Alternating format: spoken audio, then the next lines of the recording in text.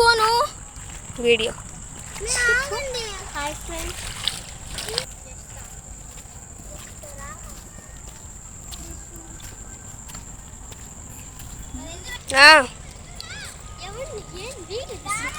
Hi friends, ఎంకో యూఆర్ కోనా. హాయ్ ఫ్రెండ్స్, మేమైతే ఇప్పుడు మా ఇంటి దగ్గర ఉన్న వినాయకుడి దగ్గరికి వెళ్తున్నాం. Let's go.